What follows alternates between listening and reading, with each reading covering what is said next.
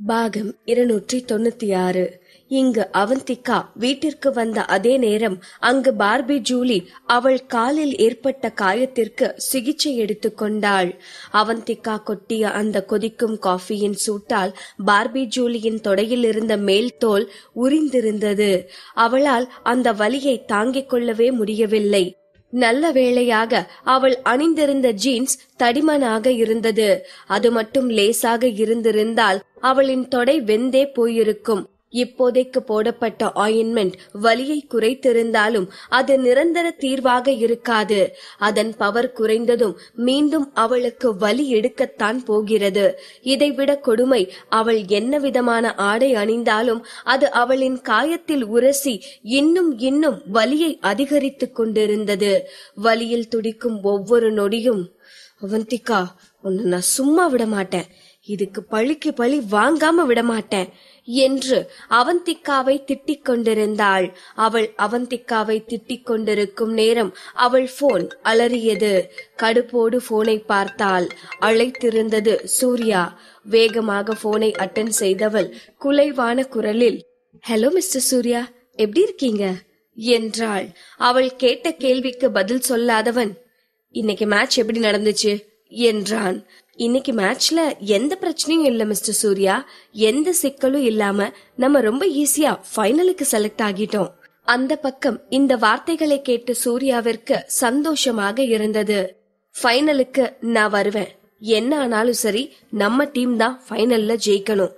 So இந்த ஃபைனல்ல உங்களோட முழு எனர்ஜியையும் கொடுத்து விளையாடுங்க, புரிஞ்சுதா என்று சூர்யா சொல்லவும், நீங்க இத பத்தி கவலையே படாதீங்க சூர்யா சார், கண்டிப்பா ஃபைனல்ல நம்ம டீம் தான் வின் பண்ணுவோம் என்று உறுதி அளித்தாள் பார்பி ஜூலி. அதே நேரம் இங்கு அவந்திகா தனது பெட்ரூமில் வெற்று சுவரை வெறித்து பார்த்து கொண்டு படுத்திருந்தாள். என்றைக்கும் இல்லாமல் இன்று ஏனோ அவள் அதிகமாக தனிமையை உணர்வது போல் இருந்தது. தன் உதட்டை அழுந்த கடித்து கொண்டவள் அரவிந்திற்கு போன் செய்தாள். இந்த முறை ஸ்விட்ச் ஆஃப் என்று வராமல் போன் போனது. 2 ரிங்கில் அரவிந்த் போனை எடுத்தான். அவந்திகா எதுவும் பேசாமல் அமைதியாக இருக்க மறுபுறமிருந்து ஹலோ என்று அரவிந்தின் அழகான குரல் கேட்டது. தன் உதட்டை அழுந்த கடித்த அவந்திகா, நான் தான் கால் பண்ணுனேன் என்றாள். தெரியும் என்றான் அரவிந்த். அவனது ஆழமான குரல் முன்பை விட மிகவும் வித்தியாசமாக, ஏதோ பருவமடையும் வாலிப வயதில் அவன் கொண்டிருந்த கர்ஜனை குரல் போல் கேட்டது. அது அவளது ராஜனின் குரல். ஏன் இத்தனை நாளாக அவளால் இந்த குரலை அடையாளம் கண்டுபிடிக்க முடியாமல் போனது என்று தனக்குத்தானே கேட்டுக்கொண்டாள். முன்பு அவள் ராஜனோடு பேசிக் கொண்டிருக்கும் போது அவன் குரல் குழந்தை பருவத்திலிருந்து வாலிப பருவத்துக்கு மாறும் தருவாயில் இருந்ததால் எப்போதும் கொரகொரப்பாக ஒரு முரடனின் குரல் போல்தான் கேட்கும். அவந்திகா எப்போதும் ராஜனோடு பேசும்போது அவனது குரலை கிண்டல் செய்து கொண்டுதான் இருப்பாள். அதே நேரம் ராஜன் ஒரு வாலிபனானதும் அவனது குரல் எப்படி இருக்கும் என்று பல முறை யோசித்திருக்கிறாள். ஆனால் கடைசி வரை வாலிப பருவத்தை கடந்த அவளது ராஜனின் குரலை அவள் கேட்கவில்லை. இந்த உலகத்திலேயே இல்லாமல் போய்விட்டான். இனி அவனை பார்க்கவே முடியாது, அவன் குரலை கேட்க வாய்ப்பே இல்லை என்ற நேரத்தில் ராஜன் உயிரோடு இருக்கிறான். அதுவும் இப்போது அவள் ராஜனோடுதான் பேசிக் கொண்டிருக்கிறாள் என்ற நினைவு வந்ததுமே அவந்திகாவின் கண்களில் இருந்து தாரை தாரையாக கண்ணீர் வழிந்தது. கண்ணீர் தேங்கி நின்றதால் அவள் கண்கள் கூட மங்கியது. தன் அருகில் இருந்த ஒரு துணியை எடுத்து கண்களை துடைத்துக் கொண்டவள் எதுவும் பேசாமல் அமைதியாக இருந்தாள்.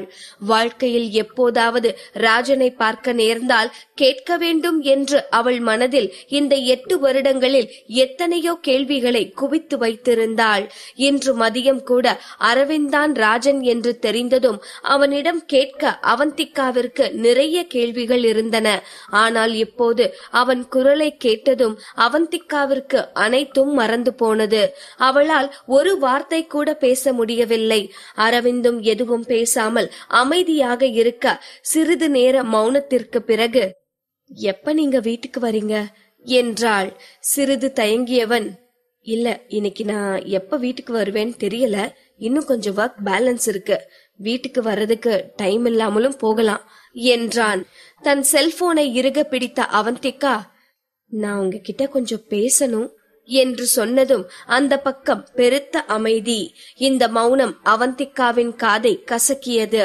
கண்டிப்பாக இருபுறமும் ஒரு ஊசி விழுந்தால் கூட அந்த சத்தம் பெரிதாக கேட்கும். அவந்திகாவிற்கு அவள் இதயம் துடிப்பதை அவள் காதுகளில் கேட்க முடிந்தது. ஒரு பெரும் தயக்கம். நீண்ட அமைதிக்கு பின், என்ன பேசணும் என்றான் அரவிந்த். இப்போது அவந்திகா உறைந்து போனாள். என்ன பேசுவது? அவளுக்கு வார்த்தைகள் வரவில்லை. என்ன கேட்பது? நீதா ராஜனா என்று கேட்பதா என்று நினைத்தவளுக்கு அந்த கேள்வி முட்டாள்தனமாக இருந்தது. 3வது மாடியில் இருந்த அந்த பொருட்களை பார்த்த பிறகும் அவன்தான் ராஜன் என்பதில் எப்படி சந்தேகம் இருக்க முடியும்? ஆனால் இவ்வளவு தூரம் வந்துவிட்ட பிறகு எதுவும் பேசாமல் அவளால் எப்படி அமைதியாக இருக்க முடியும்? ஒரு பெருமூச்சு விட்டவள், நான் தான் தியா என்றாள். எதற்காக அவந்திகா இந்த வார்த்தைகளை சொன்னாள் என்பது அவளுக்கே தெரியவில்லை. ஆனால் சொல்லிவிட்டாள். இப்போது பதிலுக்காக காத்திருப்பதை தவிர அவளிடம் வேறு ஆப்ஷன் இல்லை. ஒருவேளை அரவிந்திற்கு அவள்தான் தியா என்று இத்தனை நாள் தெரியாமல் இருந்திருக்குமோ என்ற ஒரு எண்ணம் தோன்றியது. அவர்களுக்குள் நடந்த முதல் சந்திப்பிலிருந்து நடந்த அனைத்தையும் யோசித்து பார்த்தாள். அவந்திகாவிற்கு வேறு வழி இல்லை என்னும் நிலையில், கயிற்றின் இறுதியில் அவள் தொங்கிக் கொண்டிருப்பது போன்ற ஒரு நிலையில் அரவிந்த் அவளை காக்க வந்த தேவதூதன் போல் அவர்களது மேரேஜ் அக்ரிமெண்டோடு அவளிடம் வந்தான்.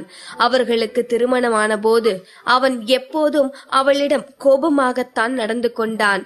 ஏதோ விவரிக்கவே முடியாத வெறுப்பை அவள் மீது கொண்டிருப்பவனைப் போலத்தான் நடந்து கொண்டான்.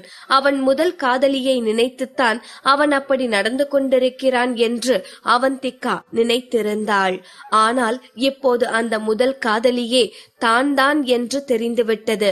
அப்படி இருக்க அரவிந்த் அவளிடம் அப்படி முரட்டுத்தனமாக நடந்து கொண்டிருக்கிறான் என்றால் கண்டிப்பாக அவனுக்கு தான் தியா என்பது தெரிந்திருக்காது என்று யோசித்தவளுக்கு இன்னும் அடுத்தடுத்து நடந்த அனைத்தும் நினைவிற்கு வந்தது. ஏதோ அவளுக்கே அவள் மூளை வெடித்துவிடும் போல் தோன்றியது. எதையும் யோசிக்காமல் அமைதியாக இருக்க வேண்டும் என்று தன் மனதை கட்டுப்படுத்திக் கொண்டு ஜன்னலுக்கு வெளியே தெரியும் அடர் இருட்டில் தனது கவனத்தை செலுத்த ஆரம்பித்தாள். ஒவ்வொரு நொடியும் ஒரு யுகம் போல கடந்து செல்ல இறுதியில் ஒரு வழியாக, எனக்கு தெரியும் என்று பதிலளித்தான் அரவிந்த். ஏதோ இதெல்லாம் ஒரு பெரிய விஷயமே இல்லை என்பது போல் அவன் சாதாரணமாக பதிலளித்ததை கேட்டதும் அது அவள் இதயத்தை உலுக்கியது. அரவிந்தான் ராஜன் என்று தெரிந்த போது அவள் உள்ளத்தில் தோன்றிய உணர்ச்சிகளை நினைத்து பார்த்தாள். எப்படி அரவிந்தால இவ்வளவு சாதாரணமா இருக்க முடியுது என்று யோசித்தவளுக்கு அரவிந்திற்கு பல நாட்களுக்கு முன்னதாகவே இவள்தான் தியா என்ற விஷயம் தெரிந்திருக்க வேண்டும் என்று புரிந்தது. இவள்தான் தியா என்று தெரிந்திருந்தால் அரவிந்த் ஏன் அவளிடம் அவ்வளவு மோசமாக நடந்து கொள்ள வேண்டும் என அவள் மனதில் எண்ணற்ற கேள்விகள் தோன்றியது. அதை கேட்கலாம் என்று அவள் நினைத்த நேரம் அவளுக்கு என்ன கேட்பது என்றே தெரியவில்லை. அரவிந்தும் அமைதியாக இருக்க, அவந்திகாவும் அமைதியாக இருக்க மௌனமாக நொடிகள் கடந்தது. அவந்திகாவின் மனதில் தோன்றிய அனைத்து கேள்விகளை விடவும் 8 வருடத்திற்கு முன்பு அவனுக்காக அவள் காத்திருக்கும் போது அவன் ஏன் வராமல் ஏமாற்றினான் என்பதைத்தான் தெரிந்து கொள்ள வேண்டும் என்று உந்துதல் ஏற்பட்டது. தனது தைரியத்தை எல்லாம் திரட்டி அவந்திகா அந்த கேள்வியை கேட்க வரும்போது, அரவிந்த் சார், ரொம்ப நேரம் ஆச்சு, டைரக்டர் உங்களுக்காக வெயிட் பண்ணிட்டு இருக்காரு என்று சம்பத்தின் குரல் கேட்டது. தொண்டை வரை வந்த கேள்வியை அப்படியே முழுங்கியவள், அரவிந்த் போங்க, நீங்க போய் உங்க வேலையை பாருங்க, நீங்க ஃப்ரீயா இருக்கும்போது நம்ம 2 பேரும் பேசலாம் என்றாள். ஓகே, நீ பத்திரமா இரு என்று சொல்லியவன் போனை வைத்தான். அரவிந்த் போனை வைத்தவுடன் தனது பெட்டில் படுத்த அவந்திகா மீண்டும் அந்த ஆளற்ற சுவரையே வெறித்து பார்க்க ஆரம்பித்தாள். அரவிந்த் தன்னை அவாய்ட் செய்யவில்லை. உண்மையிலேயே அவன் பிஸியாக இருக்கிறான் என்பதுதான் அவளுக்கு கொஞ்சம் ஆறுதலாக இருந்தது. பாவம் அந்த அப்பாவி அவந்திகாவிற்கு அங்கு என்ன நடக்கிறது என்று தெரியவில்லை. இங்கே அரவிந்தின் ஆபீஸில் அரவிந்தும் சம்பத்தும் மட்டும்தான் இருந்தார்கள். வேறு யாரும் இல்லாத அந்த ஆபீஸின் ஜன்னல் அருகே நின்று கொண்டு அந்த கண்ணாடியின் வழியாக வெளியே பார்த்து கொண்டிருந்தான் அரவிந்த். அவந்திகாவோடு பேசிவிட்டு போனை கட் செய்யும் போது எந்த பொசிஷனில் இருந்தானோ அதே நிலையில் ஃப்ரீஸ் ஆனவன் போல் நின்று கொண்டிருந்தான். அவன் அருகே வந்த சம்பத் மென்மையான குரலில், சார், நாம ஏன் இப்ப அவந்திகா மேடம் கிட்ட பொய் சொல்லிட்டு இருக்கோம் என்றான். அரவிந்திடமிருந்து வந்த கோபமான பார்வையே அவனை அதற்கு மேல் பேச விடாமல் தடுத்தது. சம்பத் அப்படியே அமைதியானான். அரவிந்த் மீண்டும் ஜன்னலுக்கு வெளியே வெறித்து பார்க்க ஆரம்பித்தான். என்னதான் அவன் கேம் விளையாடும் போது அவன்தான் ராஜன் என்று தெரியாமல் இருக்க யோசித்து யோசித்து விளையாடினாலும் அவன்தான் ராஜன் என்பது அவந்திகாவிற்கு தெரிந்துவிட்டது என்பது அரவிந்திற்கு புரிந்தது. அதனால்தான் கேம் முடிந்ததும் சொல்லாமல் கொள்ளாமல் ஓடி வந்து விட்டான். இப்போது அவந்திகா போன் செய்து அவனிடம் ஒன்று பேச வேண்டும் என்று சொல்லியதுமே அவள் எதை பற்றி பேச போகிறாள் என்று அரவிந்திற்கு நன்றாகவே புரிந்தது. 8 வருடங்கள் முன்னால் என்ன நடந்தது என்பதை அரவிந்தால் ஒரே நிமிடத்தில் சொல்லிவிட முடியும். ஆனால் அரவிந்த் ஒரு நாளும் அதை அவந்திகாவிடம் சொல்ல போவதில்லை. அந்த வலியை அவந்திகாவிற்கும் கொடுப்பதில் அவனுக்கு விருப்பமில்லை. அதை அவனே தாங்கிக் கொள்வான். இங்கு எதையெதையோ யோசித்து விழித்திருந்த அவந்திகா எப்போது தூங்கினாள் என்று அவளுக்கே தெரியவில்லை. மறுநாள் காலை அவள் எழுந்திருக்கும் போது மணி 8 ஆகியிருந்தது. அவள் எழுந்து சென்று முகம் கழுவும் போது அவள் கை அப்போதும் லேசாக நடுங்கிக் கொண்டுதான் இருந்தது. அதை பெரிதாக பொருட்படுத்தாமல் முகம் கழுவி குளித்து கிளம்பி கீழே வந்தவள் அவள் அங்கு வரும்போது ஏற்கனவே மாதவி அங்கு டைனிங் டேபிளில் தான் அமர்ந்திருந்தார். அவந்திகா டைனிங் டேபிளுக்கு சென்றதும் அவள் கையை பிடித்து தன் அருகில் அமர வைத்துக் கொண்ட மாதவி, பொம்மி, நேத்து நீயும் அரவிந்தும் ரொம்ப பிஸியா இருந்தீங்களா? நேத்து காலையில இருந்து நான் உங்களை பார்க்கவே முடியல என்றார்.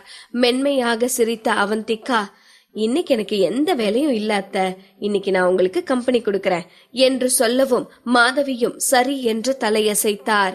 சிறிது நேர மௌனத்திற்கு பின், அத்த, இன்னைக்கு நீங்க நேத்ராவை பார்க்க போவீங்களா என்று அவந்திகா கேட்கவும் மாதவியின் முகத்தில் ஒரே நேரத்தில் கோபமும் வருத்தமும் சேர்ந்து தோன்றியது. இத்தனை ஆண்டுகளாக மாதவி நேத்ராவை தன் சொந்த மகள் போல்தான் வளர்த்திருந்தார். ஆனால் அந்த நேத்ரா அவள் குடும்பத்திற்கே எண்ணற்ற கெடுதல்களை செய்திருக்கிறாள். இது மாதவியின் கோபத்தை தூண்டினாலும் மறுபுறம் இப்போது நேத்ரா மனநலம் பாதிக்கப்பட்டு மருத்துவமனையில் இருக்கிறாள். இது மாதவிக்கு துக்கத்தை கொடுத்தது.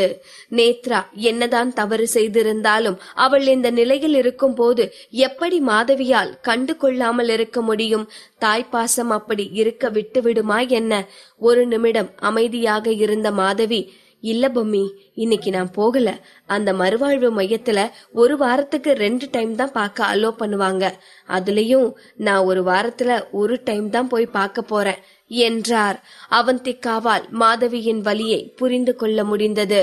காலை சாப்பிட்டு முடித்ததும் மாதவி, மரியா, அகிலன் மூவருமாய் கார்டனில் இருக்கும் செடிகளை பராமரித்துக் கொண்டிருக்க அவந்திகா மெதுவாக அங்கிருந்து நழுவினாள். கேபை பிடித்து நேத்ரா வாழும் அந்த மறுவாழ்வு மையத்திற்குத்தான் சென்றாள். இப்போது அரவிந்த் தான் ராஜன் என்று தெரிந்துவிட்டது. 3வது மாடியில் இருக்கும் அந்த அறையிலும் அவந்திகா சம்பந்தப்பட்ட பொருட்கள் தான் இருக்கிறது.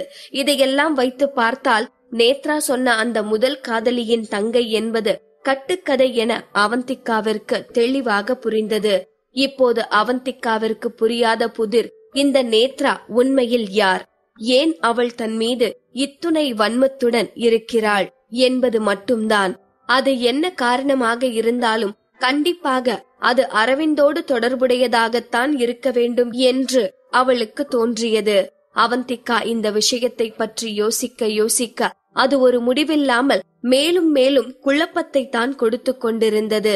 அவந்திகா இதையெல்லாம் யோசித்து குழம்பிக் கொண்டிருக்கும் போது அவளது போன் அலறியது. சூர்யா அழைத்திருந்தான். இந்த நேரத்துல இவன் எதுக்கு போன் பண்றான் என்று சலிப்போடு எடுத்து காதில் வைத்தாள்.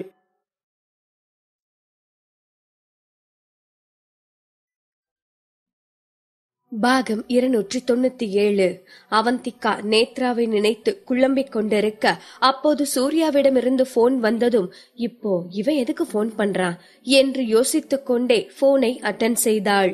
எப்போதும் போல் மறுபுறமிருந்து உற்சாகமான குரலில், தியா, நாளன்னைக்கு நீ ஃப்ரீயா இருப்பியா என்றான். எதுக்கு என்று அவந்திகா சலிப்போடு கேட்க, அது தியா, சென்னையில ஒரு national level video game competition நடக்குதுல்ல, சோ நீயும் நானும் போய் அந்த காம்படிஷனை பார்க்கலாம், என்கிட்ட டிக்கெட்ஸ் இருக்கு என்றான். என்னது, நான் காம்படிஷன் பார்க்கணுமா? டேய் என்ன, அதுல விளையாட போறதே நான் தாண்டா என்று தன் மனதிற்குள் நினைத்து கொண்டவள், இல்ல பரவாயில்ல என்று மட்டும் சொன்னாள். அவளின் சலிப்பான பதிலை கேட்டு திகைத்து போனவன், தியா, உனக்கு இந்த மாதிரி இ ஸ்போர்ட்ஸ்னா ரொம்ப பிடிக்கும் தானே, அப்புறம் ஏன் வரமாட்டேன்னு சொல்ற என்றான். இவன் வேற சும்மா தொணன்னு, இதுக்கு மேல அவன் எதுவும் கேள்வி கேட்காம ஆஃப் பண்ணணும் என்று நினைத்தவள், என்கிட்ட ஆல்ரெடி டிக்கெட் இருக்கு என்றாள். இதை கேட்டதும் தான் சூர்யாவிற்கு கொஞ்சம் நிம்மதியாக, அட போதியா, நான் ஒரு நிமிஷம் நீ என்ன பயமுறுத்திட்ட, நான் கூட உனக்கு இப்பெல்லாம் இந்த மாதிரி இ ஸ்போர்ட்ஸ் எல்லாம் பிடிக்காம போயிருச்சோன்னு நினைச்சேன் என்று சொன்னவனின் குரலில் அவ்வளவு உற்சாகம் தெரிந்தது. இத்தனை நாட்களாக அவனது தியாவிற்காக அவன் கட்டிக்கொண்டிருக்கும் காதல் கோட்டையை ஒரு வழியாக அவளிடம் ஒப்படைத்து இந்த நாட்டிற்கே தெரியும்படி அவன் காதலை வெளிப்படுத்தலாம். அவந்திகாவிற்கு மற்றும் வெற்றி வாகை சூடிய கிங்ஸ் டீம் இனி அவளுக்கு சொந்தமானது என்று தெரிந்தால், அதையும் அவன் அவளுக்கு பரிசளிப்பதற்காக இத்தனை நாட்களாக உருவாக்கி இருக்கிறான் என்று தெரிந்தால் கண்டிப்பாக பூரித்து போவாள். அத்தனை நபர்களுக்கு முன்னால் ப்ரப்போஸ் செய்தால் கண்டிப்பாக அதை ஏற்றுக்கொள்வாள் என்று அவன் மனதிற்குள்ளேயே 1000 கணக்கு போட்டு குதூகலித்துக் கொண்டிருந்தான். அப்போ ஓகே தியா, நாளான்னைக்கு கண்டிப்பா நீ அங்க வரணும், ஓகேவா என்று அவன் சொன்னதும், அடே நீ சொல்லலனாலும் கண்டிப்பா நான் அங்க வருவேண்டா என்று சொல்லிவிட்டு போனை வைத்த பிறகுதான் சூர்யா என்றைக்கும் பேசுவதை விட இன்று அதிக உற்சாகமாக பேசினான். அவன் பேச்சில் ஏதோ ஒன்று இருக்கிறது என்று அவளுக்கு தோன்றியது. இவன் இப்படியெல்லாம் இருக்கிற ஆள் இல்லையே, சின்ன வயசுல நான் வீடியோ கேம் விளையாட இல்லையே, இதெல்லாம் தேவையில்லாத வேலைன்னு வாய் ஓயாம பேசி கழுத்தறுத்துட்டு இருப்பான். இப்ப என்ன அவனுக்கு திடீர்னு கேமிங் மேல இவ்ளோ ஆர்வம்? சரி, அந்த முழு மெண்டல் என்ன பேசினா நமக்கு என்ன என்று யோசித்தவள் நேத்ராவை பார்க்க மறுவாழ்வு மையத்திற்கு வந்து சேர்ந்தாள். அவள் காரில் இருந்து இறங்கும் போது ஒரு ஹாஸ்பிட்டலுக்கு வரும் உணர்ச்சியே அவளுக்கு தோன்றவில்லை. ஏதோ பொழுதுபோக்க பார்க்கிற்கு வந்தது போல்தான் இருந்தது. அங்கிருக்கும் கட்டிடங்கள் எல்லாம் பங்களா வீடு போல ஆடம்பரமாக இருந்தது. அதை சுற்றி புல்வெளிகளும் பூக்களுமாக பார்ப்பதற்கே ஆடம்பரமாக இருந்தது. காசு இருந்தால் மனநலம் சரியில்லை என்றால் கூட எப்படி ஆடம்பரமாக இருக்கலாம் என்பதை பார்த்து வியந்து கொண்டவள் உள்ளே சென்றாள். வாசலிலேயே நின்றிருந்த செக்யூரிட்டி அவளை உள்ளே விடாமல் தடுத்து நிறுத்தினார். என்னோட சிஸ்டர் இன் லாவை பார்க்க நான் வந்திருக்கேன், உள்ள அலோ பண்றீங்களா பிளீஸ் என்று அவந்திகா மிகவும் தன்மையாக கேட்க, அந்த செக்யூரிட்டியோ தனது வேலையில் மிகவும் தீவிரமாக இருந்தார். இல்ல மேடம், நாங்க செவ்வாய்க்கிழமையும் வெள்ளிக்கிழமையும் மட்டும்தான் விசிட்டர்ஸ அலோ பண்ணுவோம், மத்த நாள்ல எல்லாம் எவ்வளவு க்ளோஸ் ஆனவங்க வந்தாலும் எங்களால உள்ள அலோ பண்ண முடியாது என்றார் தீவிரமான குரலில். பட் எனக்கு அவங்க கிட்ட ஒரு ரொம்ப முக்கியமான ஒரு விஷயம் பேசணும், ஜஸ்ட் ஒரு 10 நிமிஷம், இதுக்கு மட்டும் அலோ பண்ணுங்களேன் என்று அவந்திகா அவர்களை சம்மதிக்க வைக்க முயற்சி செய்து கொண்டிருக்க, முடியாது என்று தலையசைத்த அந்த செக்யூரிட்டி, சாரி மேடம், எங்கனால ரூல்ஸ மீற முடியாது, உங்களுக்கே தெரியும் இங்க இருக்கிற பேஷண்ட்ஸ் எல்லாரும் சாதாரணமானவங்க மாதிரி கிடையாது, நாங்க நார்மல் டேஸ்ல விசிட்டர்ஸ் அலோ பண்ணணும்னா அவங்க எல்லாம் ரொம்ப பயந்துருவாங்க, அப்புறம் எப்படி ரியாக்ட் பண்ணுவாங்கன்னே தெரியாது, உங்களுக்கே புரியும்னு நினைக்கிறேன் மேடம், உங்க ரிலேட்டிவ் இங்க இருக்காங்கன்னு சொல்றீங்க, சோ அவங்களுக்கு நல்ல ட்ரீட்மெண்ட் கிடைக்கணும்னு தானே ஆசைப்படுவீங்க, பிளீஸ் மேடம் புரிஞ்சுக்கோங்க என்று அவர் அவந்திகாவிடம் மிகவும் பணிவாக மன்னிப்பு கேட்கும் தொனியில் சொல்லவும், அவந்திகாவிற்கு அவரது நிலை புரிந்தது. சரி என்று தலையசைத்தவள் மீண்டும் அந்த கட்டிடத்தை ஒரு முறை பார்த்தாள். அவர் சொல்லும் காரணம் சரியானதுதான். என்னதான் இந்த இடம் பார்ப்பதற்கு ஆடம்பரமாக இருந்தாலும் உள்ளே இருக்கும் பேஷண்ட்டுகள் ஒவ்வொருவரும் ஒவ்வொரு மனநிலையில் இருப்பவர்கள். அவர் சொல்வதைப் போல் எந்தவித பாதுகாப்பும் இன்றி சாதாரண நாளில் பார்வையாளர்களை அனுமதித்தால் அவர்கள் தப்பிச் செல்லக்கூட வாய்ப்பு உண்டு. ஆனாலும் அவந்திகாவிற்கு இப்போது நேத்ராவை பார்க்காமல் அங்கிருந்து செல்லும் எண்ணம் இல்லை. இப்போது நேத்ராவை பார்த்து அவள் சொன்ன அந்த முதல் காதல் கதையை குறித்து கேட்கவில்லை என்றால் அவள் தலையே வெடித்துவிடும். அவந்திகா இதையெல்லாம் யோசித்துக் கொண்டிருக்கும் போதே அந்த மருத்துவமனையில் இருந்து ஒரு இளம் பெண் அவளை நோக்கி வருவதை பார்த்தாள். அந்த பெண் மிகவும் அழகாக, பார்ப்பதற்கே மிகவும் கனிவாகவும் மென்மையாகவும் தெரிந்தாள். பட்டுப்போல் மென்மை என்று சொல்வார்களே, அந்த வாக்கியம் இந்த பெண்ணிற்கு கச்சிதமாக பொருந்தும். அவள் முகத்தில் இருக்கும் சிரிப்பு பார்ப்பவர்கள் யாராக இருந்தாலும் அவள் மிகவும் நல்ல பெண் என்பதை ஒரு பார்வையில் தெரிந்து கொள்ளும்படி இருந்தது. இந்த பெண்ணை அவந்திகாவிற்கு முன்பே எங்கோ பார்த்தது போல் ஒரு ஞாபகம். ஆனால் அவள் யார் என்றுதான் அவந்திகாவிற்கு தெரியவில்லை. அவந்திகா அந்த பெண்ணை பற்றி யோசித்துக் கொண்டிருக்கும் போதே அவந்திகாவின் அருகில் வந்த அந்த பெண், மேடம் நீங்களா, நீங்க எங்க இங்க என்று வியப்போடு கேட்டாள். ஓ, அப்போ இந்த பொண்ணுக்கு நம்மள தெரியுமா என்று அவந்திகா அவளை புரியாமல் பார்த்து கொண்டிருக்க, மேடம் என்ன ஞாபகம் இல்லையா, அன்னைக்கு கிளிட்டர் பார்ல நீங்க தான் எனக்கு ஹெல்ப் பண்ணுனீங்க. நீங்க மட்டும் அன்னைக்கு இல்லனா என் நிலைமை என்ன ஆகியிருக்கும்னே தெரியாது. திரும்ப உங்களை பார்த்தா உங்களுக்கு நான் ரொம்பவே நன்றி சொல்லணும்னு காத்திருந்தேன் என்று சொல்லும் போதே அந்த பெண்ணின் கண்களில் லேசாக நீர் தேங்கியது. இப்போதுதான் அன்று கிளிட்டர் பாரில் அர்ஜுனால் காப்பாற்றப்பட்ட பெண் இவள்தான் என்பது அவந்திகாவிற்கு ஞாபகம் வந்தது. அவள் கண்கள் கலங்குவதை பார்த்த அவந்திகா ஆதரவாக அந்த பெண்ணின் தோளில் கை போட்டு, அட அத விடுமா, அதெல்லாம் ஒண்ணும் இல்ல, உன் பேர் என்ன என்று கேட்டதும் தான் இவ்வளவு நேரம் தனது பெயரை கூட சொல்லாமல் பேசிக் கொண்டிருக்கிறோம் என்பதே அந்த பெண்ணிற்கு நினைவு வந்தது. அவந்திகாவின் கையை குலுக்கியவள், என் பேரு நயானா மேடம் என்றாள். என்னதான் நயானா பார்ப்பதற்கு மிகவும் மென்மையானவளாக தெரிந்தாலும் அவளிடம் அதீத மன வலிமை இருந்தது. அன்று அத்தனை சம்பவம் நடந்த போதும் அவள் ஒரு வார்த்தை பேசவில்லை. அதுவே அவந்திகாவிற்கு அந்த பெண்ணின் குணத்தை தெளிவாக சொல்லியது. ஏனோ தெரியவில்லை, அவந்திகாவிற்கு நயானாவை மிகவும் பிடித்து போனது. ஏதோ கேட்க வந்து ஒரு நிமிடம் தயங்கிய நயானா, மேடம் அது அன்னைக்கு என்ன காப்பாத்தின அந்த ஜென்டில்மேன் பேர் என்னன்னு நான் தெரிஞ்சுக்கலாமா என்று கேட்டாள். இதை கேட்கும் போதே அவள் முகத்தில் லேசாக ஒரு வெட்கம் தோன்றியது. இதை புதிராக பார்த்த அவந்திகா, என்னது உனக்கு அவனை தெரியாதா, அவன் தானே உன்னை அன்னைக்கு அங்கிருந்து கூட்டிட்டு போனா என்று அவந்திகா கேட்கவும் உதட்டை கடித்து கொண்டு இல்லை என்று தலையசைத்தவள், இல்ல மேடம், அன்னைக்கு நான் ரொம்பவே பயந்து போயிருந்தேன். லேசா மயக்கமாவும் இருந்துச்சு. அவர் என்ன ஹாஸ்பிட்டல்ல அட்மிட் பண்ணிட்டு அங்க இருந்து கிளம்பிட்டாரு. அவரோட ஷர்ட் இன்னும் என்கிட்டதான் இருக்கு. அப்போ நான் அவருக்கு ஒரு தேங்க்யூ கூட சொல்லல. அவரை திரும்பவும் மீட் பண்ணி நன்றி சொல்ல முடியலேன்னு கொஞ்சம் வருத்தமா இருக்கு என்றாள் சோகமான குரலில். அவளை பார்த்து சிரித்த அவந்திகா, ஒன்னும் பிரச்சனை இல்ல, கண்டிப்பா நீ அவனை மீட் பண்ணலாம் என்றாள். ஓகே மேடம் என்று தலையசைத்த நயானா, மேடம் நீங்க ஏன் இங்க வந்தீங்க என்று கேட்டதும் அவந்திகாவின் முகம் சோகமாக மாறியது. இங்க நான் என்னோட ஃப்ரெண்ட பார்க்க வந்தேன், பட் செக்யூரிட்டி என்ன அலோ பண்ணல என்றால் சோகமாக. இந்த இடத்தை பற்றி நன்றாக தெரிந்தவள் போல் தலையசைத்த நயானா, ஆமா மேடம், இந்த ஹாஸ்பிட்டல்ல ரூல்ஸ ரொம்ப தீவிரமா ஃபாலோ பண்ணுவாங்க. நான் இப்போ இங்கதான் கேர்டேக்கரா ஒர்க் பண்ணிட்டு இருக்கேன் என்று சொன்னவள் ஒரு நிமிடம் அமைதியாக இருந்துவிட்டு, நான் உங்களை உள்ள கூட்டிட்டு போகவா என கேட்டாள்.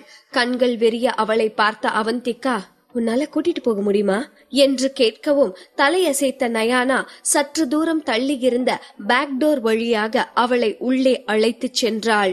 செல்லும் வழியில் அவந்திகா நேத்ராவை பார்க்க வேண்டும் என்று சொன்னதும் நயானா நேத்ராவின் உடல் நலம் குறித்து பேச ஆரம்பித்தாள். ஆக்சுவலா மிஸ் நேத்ராவோட கண்டிஷன் ஒரு நிலையில இருக்கிறது இல்ல. ஒரு டைம் நல்லா நார்மலா இருப்பாங்க, சில நேரம் அப்படியே மாறி போயிருவாங்க. பாவம், அவங்க எதையோ பார்த்து ரொம்ப பயந்திருக்கணும். அவங்க கேஸ பொறுத்தவரை அவங்கள இந்த ஹாஸ்பிட்டல்ல அட்மிட் பண்ணணும்னு கூட அவசியம் இல்ல. அவங்க அன்புக்காகவும் பாசத்துக்காகவும் தான் ஏங்கிட்டு இருக்காங்க.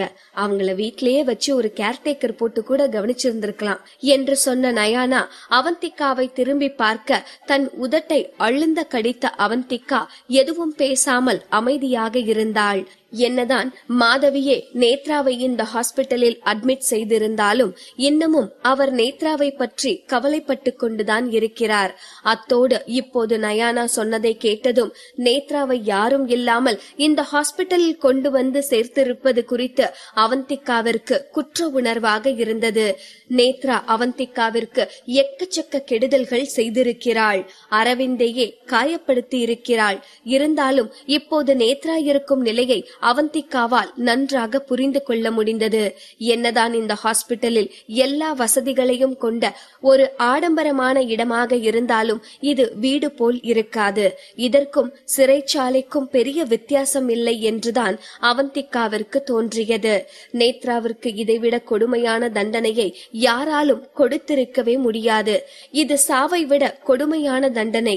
இதையெல்லாம் நினைத்து அவந்திகாவின் முகம் சோகமாக மாறியது. இதை கவனித்த நயானா ஏதாவது பர்சனல் விஷயமாக இருக்கும் என்று நினைத்து கொண்டு அதை பற்றி கிளறாமல், மிஸ் நேத்ரா எப்பவும் அவங்க ரூம்ல தனியா தான் இருப்பாங்க. எவ்வளவு பேசினாலும் எப்பவாச்சும் தான் பதில் பேசுவாங்க. மோஸ்ட்லி ஏதாவது ஒரு இடத்த வெறிச்சு பாத்துட்டு இருப்பாங்க. சில நேரம் தேம்பி தேம்பி அழுவாங்க. நாங்க அவங்கள மத்த ஆக்டிவிட்டிஸ்க்கெல்லாம் கலந்துக்க சொன்னாலும் வரலன்னு சொல்லிருவாங்க என்றாள். பேசிக்கொண்டே அவந்திகாவை ஒரு வீடு போன்ற இடத்திற்கு அழைத்து சென்றவள், மிஸ் நேத்ரா இங்கதான் இருக்காங்க என்றாள். அந்த யூனிட் பார்க்க ஒரு வீடு போல்தான் இருந்தது. ஒரு பெட்ரூம், ஹால், பாத்ரூம் என்று அனைத்தும் இருந்தது. அந்த இடம் காற்றோட்டமாகவும் இருந்தது. பெரும்பாலான 5 ஸ்டார் ஹோட்டல்களை விட இந்த இடம் மிகவும் சௌகரியமானதாகத்தான் இருந்தது.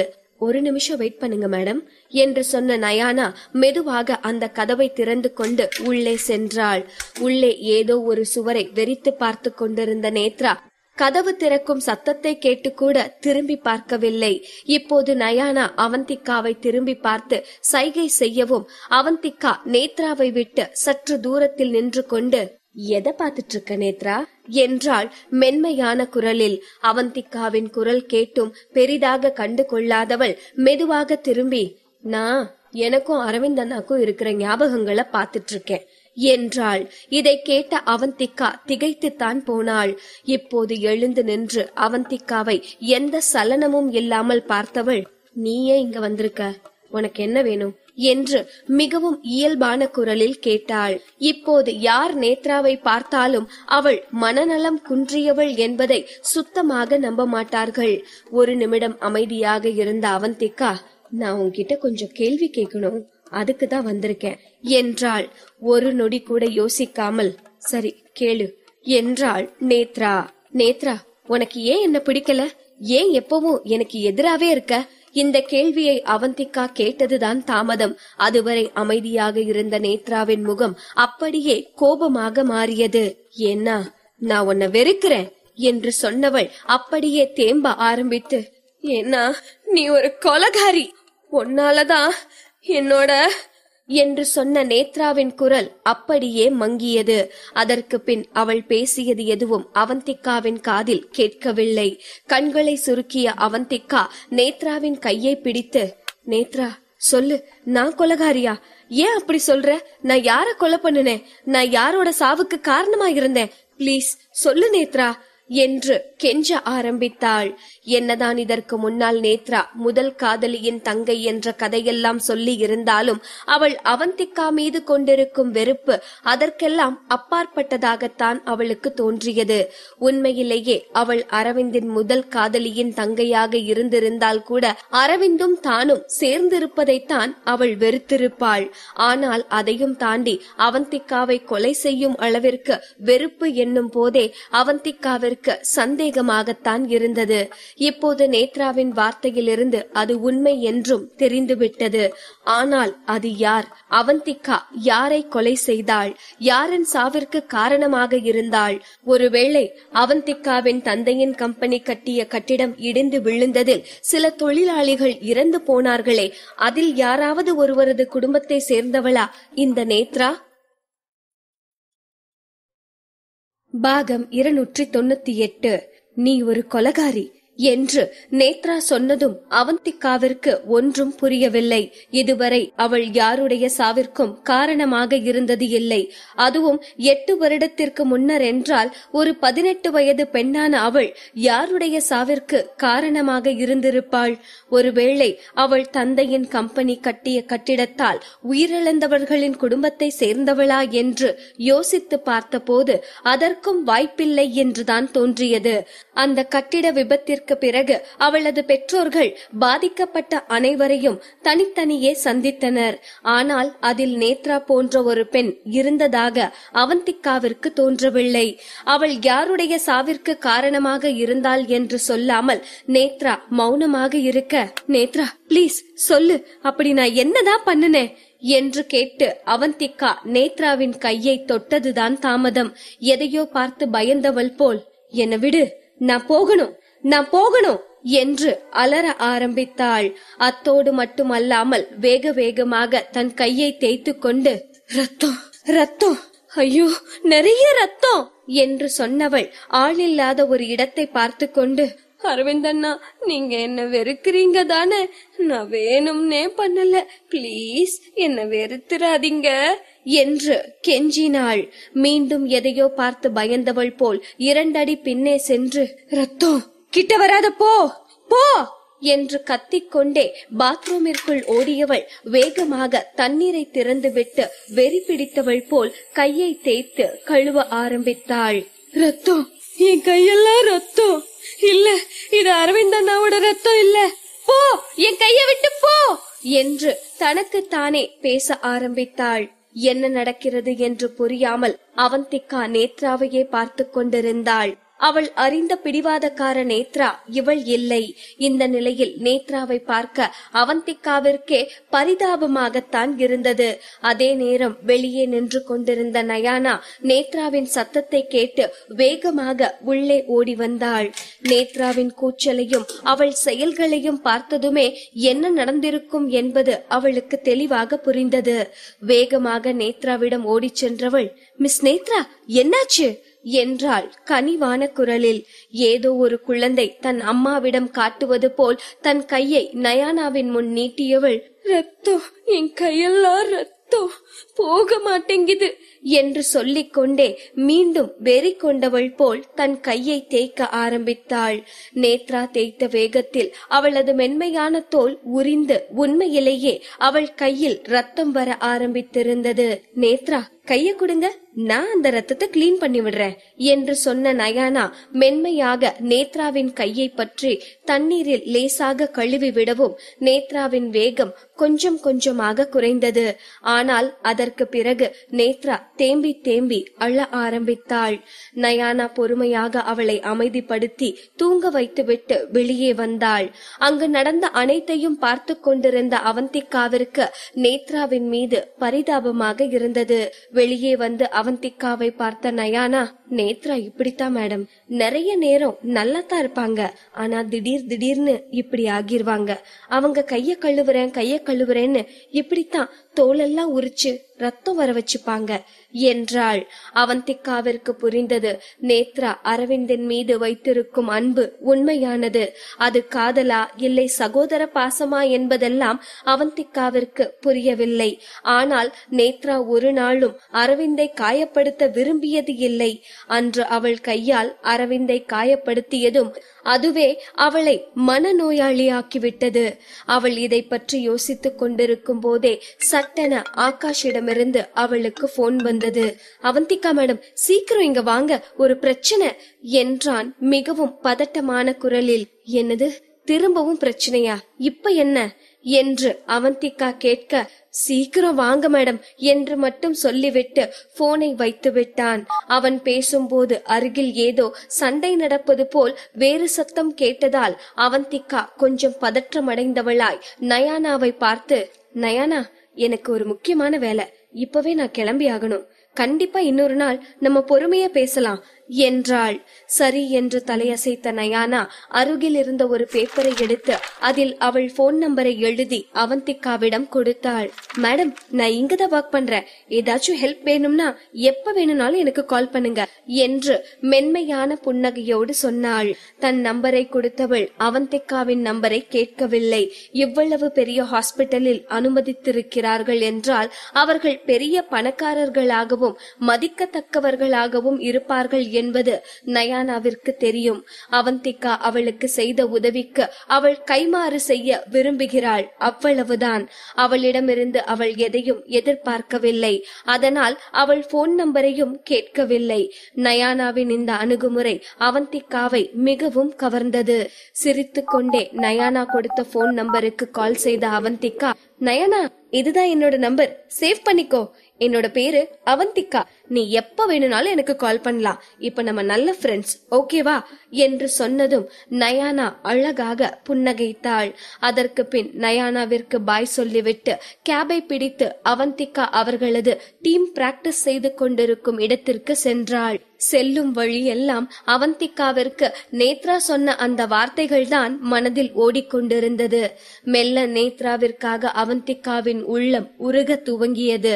நேத்ரா சொன்னது போல் உண்மையிலேயே அவளது குடும்பத்தைச் சேர்ந்த யாராவது ஒருவருடைய மரணத்திற்கு அவந்திகா காரணமாகி இருந்தால் நேத்ரா அவந்திகாவின் மீது காட்டிய வெறுப்பு நியாயமானதுதான். அத்தோடு நேத்ரா தான் இதையெல்லாம் செய்கிறாள் என்று அரவிந்திற்கு தெரிந்தும் கூட அவன் நேத்ராவிற்கு ஆதரவாக இருந்ததில் ஆச்சரியம் எதுவும் இல்லை என்று அவந்திகாவிற்கு தோன்றியது. அன்று நேத்ரா அரவிந்தை காயப்படுத்திய போது அரவிந்த் சொன்னானே, பழி வாங்கணும்னா என்ன பழி வாங்கு என்று. அப்போது அவந்திகாவிற்கு அதன் அர்த்தம் புரியவில்லை. அதற்கும் தனக்கும் சம்பந்தம் இருக்கும் என்று கூட அவள் யோசிக்கவில்லை. இப்போது அவள் இதயத்தில் சட்டென ஒரு வலி தோன்றுவது போல் இருந்தது. இத்தனை நாட்களாக அனைத்து உண்மைகளும் தெரிந்திருந்தும் தனி ஆளாக அதை அரவிந்த் தாங்கிக் கொண்டிருக்கிறான். அது யாராக இருக்கும், யாருடைய மரணத்திற்கு இவள் காரணமாக இருந்திருப்பாள் என்று யோசித்து யோசித்து அவந்திகாவிற்கு தலையே வெடித்துவிடும் போல் இருந்தது. நேத்ரா இருக்கும் நிலையில் இப்போது அவளிடம் கேட்டு உண்மையை தெரிந்து கொள்வது நடக்காத காரியம் என்பது அவந்திகாவிற்கு புரிந்தது. இப்போது இந்த உண்மை தெரிந்த ஒரே நபர் அரவிந்த் தான். அவன் வேண்டுமென்றேதான் தன்னை பார்க்காமல் பேசாமல் அவாய்ட் செய்கிறான் என்பதும் அவந்திகாவிற்கு புரிந்தது. அரவிந்த், எத்தனை நாள் இப்படியே நீங்க என்ன அவாய்ட் பண்ணிட்டே இருந்துருவீங்க? எத்தனை நாள் உங்களால என்ன பார்க்காம பேசாம இருக்க முடியும் என்று நினைத்தவள் தன் கைகளில் தன் முகத்தை புதைத்துக் கொண்டாள். அப்போதும் அவள் கைகள் நடுங்கிக் கொண்டுதான் இருந்தது. ச்சே, இது வேற என்று சலித்துக் கொண்டவள் தன் மனதில் இருக்கும் அனைத்து எண்ணங்களையும் ஓரம் கட்டிவிட்டு அவளது டீம் பிராக்டிஸ் செய்து கொண்டிருக்கும் அந்த வீட்டிற்கு வந்து சென்றாள். அங்கு நன்றாக தடிமனாக இருந்த ஒரு நடுத்தர வயது பெண்மணி நிலாவின் தலைமுடியை பிடித்து அவளை அந்த வீட்டை விட்டு வெளியே இழுத்து வந்து கொண்டிருந்தார். ஓடுகாளி, இத்தனை நாளா எங்க குடும்பம் உன்னை வளர்த்திருக்கோம், இப்ப நீ ஒரு வார்த்தை கூட சொல்லாம இங்க ஓடி வந்துட்ட.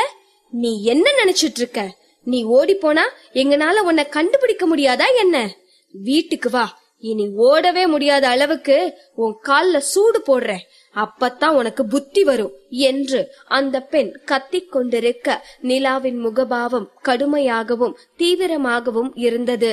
ஆனால் அந்த பெண்ணின் முரட்டு பிடியை அவளது சிறிய உடலால் தாங்கிக் கொள்ள முடியவில்லை.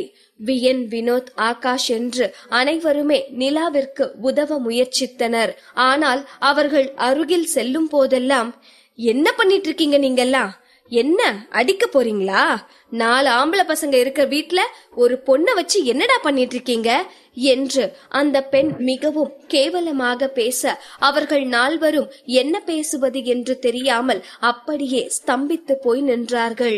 இதையெல்லாம் பார்த்து கொண்டிருந்த அவந்திகாவிற்கு ஆத்திரம் பொத்துக்கொண்டு வந்தது.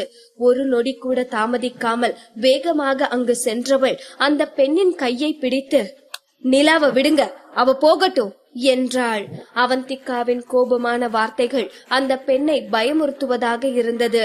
அதிலும் அவந்திகாவின் தீவிரமான முகத்தை பார்த்த அந்த பெண் ஒரு நொடி அப்படியே ஸ்தம்பித்து போய் நின்றாள். ஆனால் சுதாரித்துக் கொண்டவள், நீ யாரு? என்றாள் அதே அடாவடியான குரலில். நான் நிலாவோட கோச். அது இருக்கட்டும், நீ யாருமா? நீ பாட்டுக்கு வந்து எங்க டீம் பிளேயரை கூட்டிட்டு போயிட்டு இருக்க. இங்க வர்றதுக்கு ஃபர்ஸ்ட் யார்கிட்ட பெர்மிஷன் கேட்டீங்க என்று கேட்க, அவந்திகா அங்கு கையை பிசைந்து கொண்டு நின்று கொண்டிருந்த செக்யூரிட்டியை பார்த்து, எப்ப இருந்து நம்ம ட்ரைனிங் சென்டருக்குள்ள வெளி ஆளுங்களெல்லாம் விட ஆரம்பிச்சோம்? நீங்க இங்க என்ன பண்ணிட்டு இருக்கீங்க? வேலை செய்றீங்களா இல்ல தூங்கிட்டு இருக்கீங்களா என்று அவந்திகா காட்டமாக கேட்க, அந்த செக்யூரிட்டிக்கு உதறல் எடுக்க ஆரம்பித்தது. அவந்திகா மேடம், நான் தடுக்கத்தான் முயற்சி பண்ணினேன், பட் இந்த அம்மா என்று அவர் ஏதோ சொல்ல ஆரம்பிக்க, ஏ பொண்ணே, நீ என்ன பேசிட்டு இருக்க? நீ இவளோட கோச்சா இருக்கிறதால நான் என் பொண்ணை பாக்கணும்னா கூட உன்கிட்ட பெர்மிஷன் வாங்கிட்டு தான் வரணுமா என்ன? என்ன மாதிரியான லாஜிக் இது? பெத்த அம்மாவுக்கு பொண்ணை பாக்குற உரிமை இல்லையா என்ன என்று அந்த நடுத்தர வயது பெண் தாம் தூம் என்று குதிக்க ஆரம்பிக்க, அவந்திகாவிற்கு மட்டுமல்ல அங்கிருந்த அனைவருக்குமே அதிர்ச்சிதான். நிலாவை பார்க்கும் போதே அவள் ஏழை குடும்பத்தை சேர்ந்தவள் என்பது தெளிவாக தெரியும். ஏதோ எலும்புகளை தோளால் போர்த்தியது போல் அவ்வளவு மெலிந்த தேகம், அத்தோடு கண்கள் எல்லாம் உள்ளே போய் கருவளையங்கள் தோன்றி மிகவும் பரிதாபமான நிலையில்தான் இருந்தாள். ஆனால் அந்த நடுத்தர வயது பெண்ணோ பெருத்த உடலோடும் ஆடம்பரமான ஆடையில் முகத்தில் 4-5 கோட்டிங் மேக்கப்போடு பார்ப்பதற்கே பணக்கார வீட்டு பெண் போல்தான் தோற்றமளித்தாள். இவர்கள் இருவரையும் அம்மா மகள் என்றால் குழந்தை கூட நம்பாது. எப்படி அவந்திகா நம்புவாள்? அவந்திகா அந்த பெண்ணை நம்பாமல் பார்த்து கொண்டிருக்க, இப்போது நிலாவை இழுத்து அவந்திகாவின் முன்பு தள்ளிய அந்த பெண், ஏ கழுத, சொல்லு நான் யாருன்னு என்றாள் மிரட்டல் குரலில். நிலாவின் முகம் பதட்டமானது. முணுமுணுப்பது போல் மிகவும் மெதுவாக, இவங்க என்னோட அம்மாதான் என்றாள். இதை கேட்டு ஆணவமாக சிரித்த அந்த பெண், கேட்டுக்கிட்டீங்களா? என் பொண்ண நான் பார்க்க வரக்கூடாதா என்ன? இதுல என்ன தப்பு இருக்கு என்று சொல்லிவிட்டு மீண்டும் நிலாவின் தலைமுடியை பிடித்து அவர் புறமாக இழுத்தவர், எதுக்கும் உபயோகம் இல்ல. இத்தனை வருஷமா உனக்கு சோறு போட்டு நாங்க வளர்த்துட்டு இருக்கோம். கொஞ்சம் வளர்ந்ததும் நீ ஓடி வந்து ஓ இஷ்டத்துக்கு இருக்கலாம் நினைச்சிட்டியா என்ன? என் கூட வா, உனக்கு ஒரு நல்ல வேலையா பார்த்து வச்சிருக்கேன். இனிமே கேம் விளையாடுறேன் அது இதுன்னு சொல்லிட்டு எங்கனாலும் போன அவ்வளவுதான், காலை உடைச்சிருவேன் என்று அவர் ஆக்ரோஷமாக பேசிக் கொண்டிருக்க, ஆண்டி, நாங்க கேம் விளையாடல, நாங்க காம்படிஷன்ல ஃபைட் பண்ணிட்டு இருக்கோம் என்றான் ஆகாஷ். என்று ஆகாஷை நோக்கி துப்பியவர், காம்படிஷனா காம்படிஷன், குப்பை என்று சொல்லிவிட்டு நிலாவை இன்னும் வேகமாக இழுத்தார். நல்ல வேளையாக ஆகாஷ் அங்கிருந்து நகர்ந்து விட்டான். இல்லையென்றால் நிலைமை இன்னும் சங்கடமாக மாறியிருக்கும். ஆகாஷையும் மற்ற மூவரையும் நோக்கி கையை நீட்டிய அந்த பெண், இப்ப தெரியுது நீங்க 4 பேரும் சேர்ந்துதான் என் பொண்ணை இங்க கடத்திட்டு வந்திருக்கீங்கன்னு. எனக்கு தெரியாதா இந்த ஆம்பளைங்களோட புத்தி என்று அந்த பெண் இன்னும் கேவலமான வார்த்தைகளில் பேசிக் கொண்டிருக்க, நிலாவின் முகம் கோபத்தில் சிவந்தது. அம்மா போதும், நீங்க நினைக்கிற மாதிரி எதுவும் இல்ல என்று கத்தினாள் நிலா. இப்போது பளார் என்று நிலாவின் கன்னத்தில் ஒரு அறை விட்ட அந்த பெண், நீ வாய மூடு. வேலை செய்யாம தப்பிச்சு ஓடி வந்துட்டா நீ பெரிய திறமசாலின்னு நினைப்பா? கேமிங்கா கேமிங், பொல்லாத கேமிங். இங்க பாரு, இந்த கேமிங் எல்லாம் இதோ நிக்கிறானுங்களே, இவனுங்க மாதிரி பணக்கார பசங்களுக்கு தான் சரி வரும். அப்ப சம்பாரிச்ச சொத்தை எப்படி கரைக்கிறதுன்னு தெரியாம இப்படி எல்லாம் ஏதாச்சும் பண்ணிட்டு இருப்பாங்க. நீ ஒண்ணு பணக்கார வீட்டுல பிறக்கல, தெரிஞ்சுக்கோ.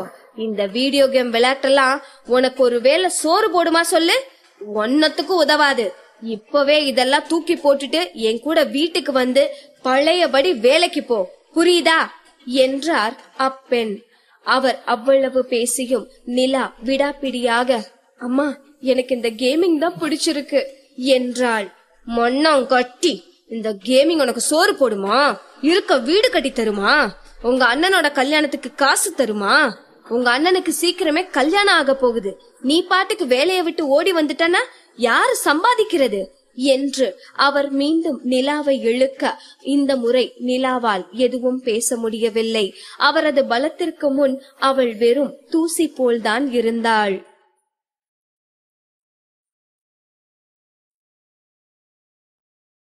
பாகம் 299. நிலாவின் அம்மா என்று சொல்லிக் கொண்ட அந்த நடுத்தர வயது பெண் நிலாவை அடித்து இழுத்து கொண்டு போக நிலா அவரிடமிருந்து தப்பிக்கும் வழி தெரியாமல் தவித்துக் கொண்டிருந்தாள். அதுவரை பொறுமையாக இருந்த அவந்திகா, எக்ஸ்கியூஸ் மீ, யார் சொன்னது கேமிங்ல இருந்து பணம் கிடைக்காதுன்னு என்றாள். ஒரு நொடி அமைதியாகி அவந்திகாவை பார்த்த அந்த பெண், யார்கிட்ட கதை விடுற? ஏதோ கூட்டமா 4-5 பேர் உட்கார்ந்துகிட்டு கேம் விளையாடுறோன்னு கம்ப்யூட்டர் முன்னாடி உட்கார்ந்திருந்தா பணம் கிடைக்குமா என்ன என்று அந்த பெண் நக்கலாக கேட்க, ஒரு அடி முன்னால் எடுத்து வைத்த அவந்திகா நிலாவை ஆதரவாக தன் கையில் பிடித்து கொண்டவள், அப்போ நிலாவுக்கு கேம் விளையாடுறதுக்கு சம்பளம் இருந்தா நீங்க அவ கேம் விளையாட விடுவீங்க தானே என்றால் உறுதியான குரலில். உதட்டை சுளித்து அவந்திகாவை பார்த்த அந்த பெண், அது எவ்வளவு சம்பளம்ங்கிறத பொறுத்து தான் முடிவு பண்ண முடியும் என்றாள். ஒரு நொடி கூட தாமதிக்காமல், ஒரு மாசத்துக்கு 10,000, இதுல காம்படிஷனுக்கு போயிட்டு வர செலவெல்லாம் சேராது என்று அவந்திகா சொல்லவும் அந்த பெண்ணின் கண்களில் பல்ப் எரிய ஆரம்பித்தது. போதும் போதும், இது போதும் என்று சொல்லும் போதே அந்த பெண்ணின் முகத்தில் அப்படி ஒரு பேராசை தெரிய ஆரம்பித்தது. அவந்திகாவை சிரிப்போடு பார்த்தவளது பார்வை நிலாவை பார்க்கும் போது கடுமையாக மாறியது. அவள் முகத்திற்கு நேரே கையை நீட்டி, பணம் எங்கடி என்றார் கோபமான குரலில். நிலா திகைத்து போனாள். அவள் வீட்டை விட்டு ஓடி வரும்போது கையில் பெரிதாக பணம் எடுத்து வரவில்லை. 2 மாதங்களாக இங்கே தங்குவதற்கு வீடும் சாப்பிடுவதற்கு சாப்பாடும் கிடைத்து விட்டதால் அவளுக்கு பெரிதாக எந்த செலவும் இருக்கவில்லை. பணம் இல்லாமலேயே சமாளித்து விட்டாள். இப்போது பணம் என்று கேட்டால் அவள் எங்கு செல்வாள்? அவள் திகைத்து போய் நிற்க வேகமாக தனது ஹேண்ட்பேக்கை திறந்த அவந்திகா அதிலிருந்து தனது போனை எடுத்து உடனடியாக நிலாவின் அம்மாவின் அக்கவுண்டிற்கு நிலாவின் 2 மாத சம்பளமான 20,000 ரூபாயை டிரான்ஸ்பர் செய்து விட்டாள். அதை பார்த்ததும் அவந்திகாவை பார்த்து முகமெல்லாம் பல்லாக சிரித்தவள் நிலாவை விட்டுவிட்டு, நீங்க இவளோட கோச்சின்னு சொன்னீங்க தானே? அப்படின்னா டீச்சர் மாதிரி தானே? என் பொண்ண நான் உங்ககிட்ட ஒப்படைக்கிறேன். அவ ஒழுங்கா வேலை செய்யலனா அவளை அடிக்க கூட செய்யுங்க. எந்த தயக்கமும் வேணாம்.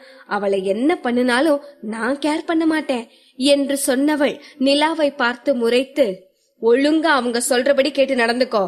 அப்புறம் அடுத்த மாச சம்பளம் கரெக்டா வந்துடணும், புரியுதா என்று மிரட்டிவிட்டு அங்கிருந்து சென்றாள். நொடிக்கு நொடி பச்சோந்தி போல் மாறும் அந்த பெண்ணை பார்த்த அவந்திகா ஸ்தம்பித்து நின்று கொண்டிருந்தாள். நிலாவிற்கு இப்போதுதான் கொஞ்சம் நிம்மதியாக இருந்தது. ஆனால் நடந்த அனைத்தையும் பார்த்து கொண்டிருந்த வியனுக்கு கோபமாகத்தான் வந்தது. ஹலோ மேடம், நீங்க பாட்டுக்கு கொடுத்த காசெல்லாம் வாங்கிட்டு போறீங்க. உங்க பொண்ணுக்கு கொஞ்சமாச்சும் கொடுக்கணும்னு உங்களுக்கு தோணலையா? எல்லாத்தையும் நீங்க எடுத்துக்கிட்டீங்கன்னா அவளோட செலவுக்கு அவ என்ன பண்ணுவா என்று அவன் கேட்டதுதான் தாமதம். மீண்டும் சண்டைக்கு வருவது போல் தயாராகிய அந்த பெண், காசை வச்சு அவ என்ன பண்ண போறா? அவ சாப்பாட்டை பத்தியோ இருக்க இடத்த பத்தியோ கவலைப்பட தேவையில்லை. அப்புறம் எதுக்கு அவளுக்கு காசு? இந்த பணம் அவளோட அண்ணன் கல்யாணத்துக்கு என்று சொல்லிவிட்டு அங்கிருந்து சென்றாள். இத்தோடு அனைத்து பிரச்சனையும் முடிந்து விட்டது என்று நிலா பெருமூச்சு விட, ஆனால் அந்த பெண் அங்கிருந்து சென்ற பிறகு அவள் டீமை சேர்ந்தவர்கள் மாறி மாறி அவளிடம் கேள்வி கேட்க ஆரம்பித்தார்கள். நிலா சொன்ன ஒரு சில வார்த்தைகளிலிருந்தே அவள் குடும்பத்தை பற்றி புரிந்தது. இப்போது நிலா கிட்டத்தட்ட 20வது வயதில் இருக்கிறாள். பெரும்பாலும் இந்த வயதில் பள்ளி படிப்பை அனைவரும் முடித்திருப்பார்கள். ஆனால் நிலா 8ஆம் வகுப்பையே தாண்டியது கிடையாது.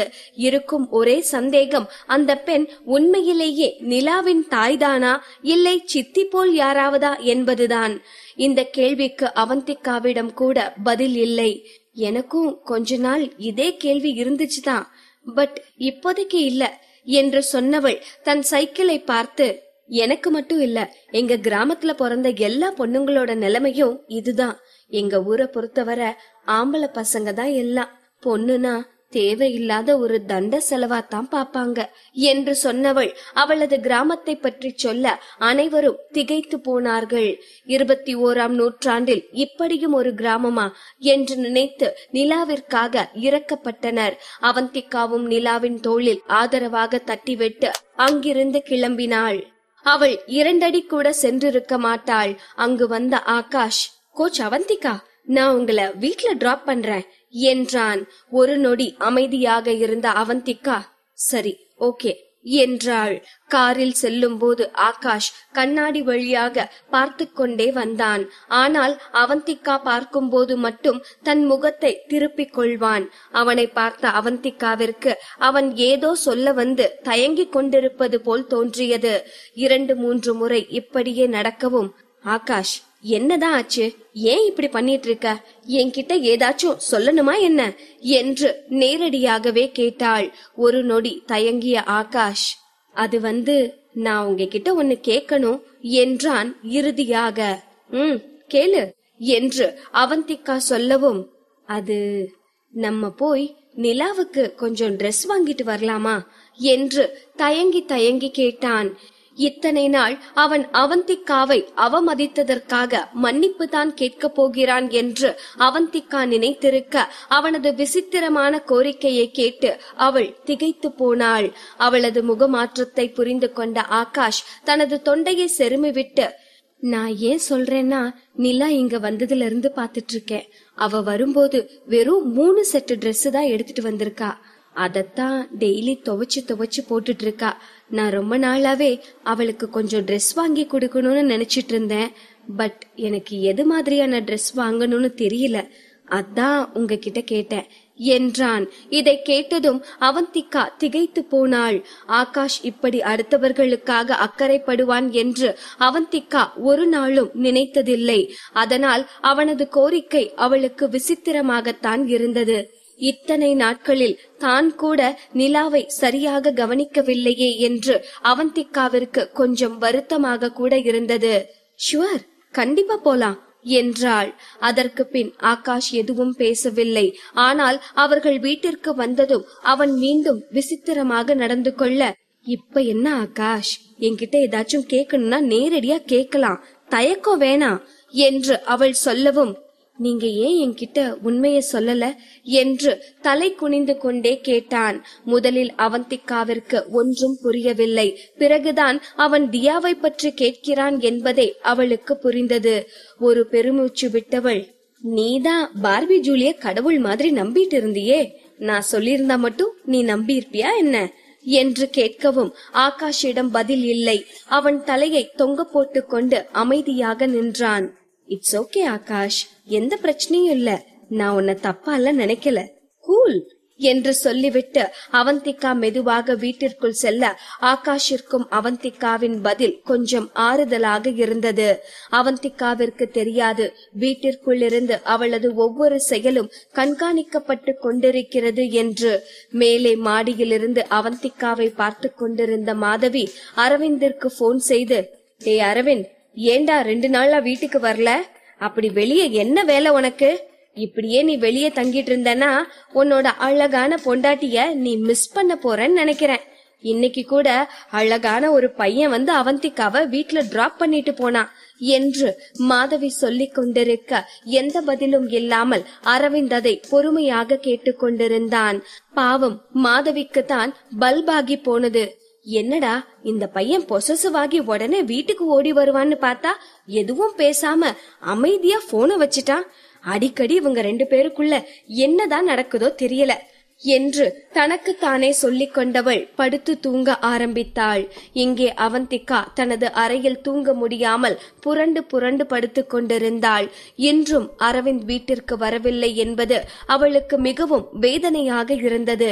அவன் வேண்டுமென்றே செய்கிறான் என்று தெரிந்ததும் அவந்திகாவிற்கு அவனிடம் கால் செய்து பேசவும் இஷ்டமில்லாமல் போனது. கண்டதையும் யோசித்து மனதை குழப்பிக் கொண்டிருந்தவள் இறுதியாக எப்படி தூங்கினோம் என்றே தெரியாமல் தூங்கி போனாள். மறுநாள் காலை எழுந்த போது எப்போதும் போல் அவள் கண்கள் அரவிந்தைத்தான் அந்த அறையில் தேடியது. அவளுக்கு பெருத்த ஏமாற்றம்தான்.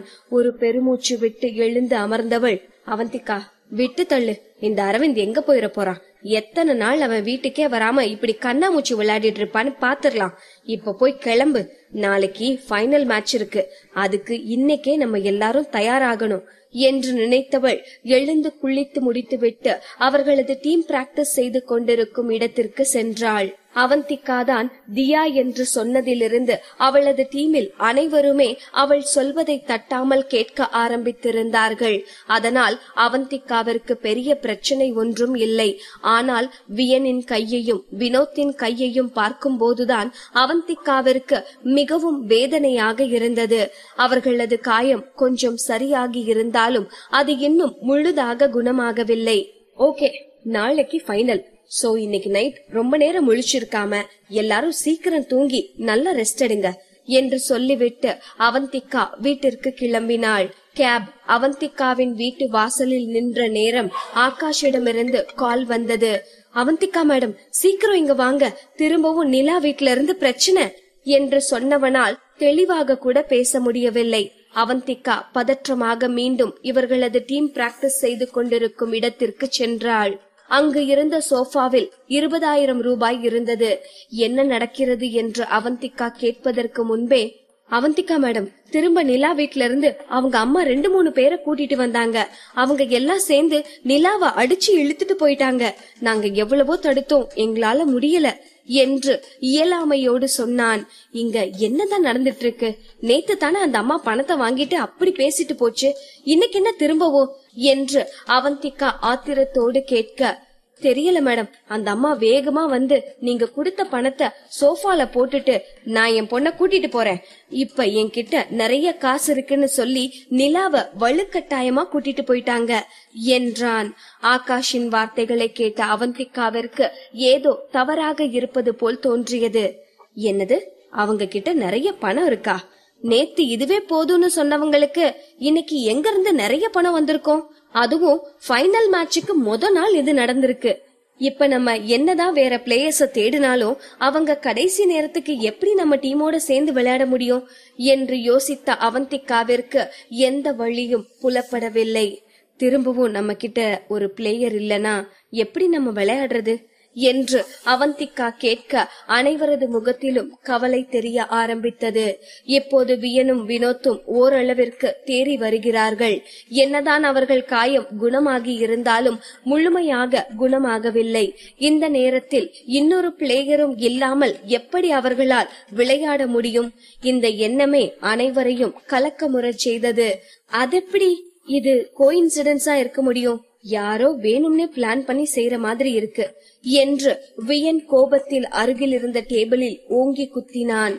யாரோ செய்யற சதி இல்ல, கண்டிப்பா இது அந்த பார்பி ஜூலி பண்ணின வேலைதான் என்று ஆகாஷ் தன் பல்லை கடித்து கொண்டு சொன்னான்.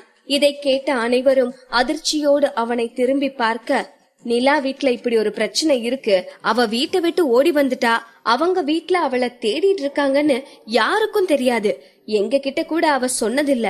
நேத்து அவங்க அம்மா போன அப்புறம்தான் இது டைகர் பாலாவோட வேலையாத்தான் இருக்கும்னு தோணுச்சு. ஏன்னா அவனுக்கு தான் நிலாவோட வீட்ல நடக்கிற பிரச்சனை எல்லாம் தெரியும்னு நிலா சொல்லிட்டு இருந்தா.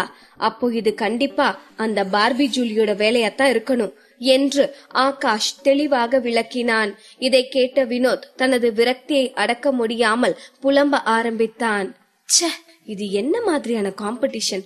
நம்மனால வெறும் திறமைய மட்டும் வச்சு நேர்மையா போட்டி போட்டு ஜெயிக்க முடியாதா? ஏன் இப்படியெல்லாம் பண்ணிட்டு இருக்காங்க? அவனது புலம்பலை கேட்ட அவந்திகா, ஒன்னும் இல்ல, இப்ப என்ன ஆகிருச்சுன்னு இப்படி ஃபீல் பண்ணிட்டு இருக்கீங்க?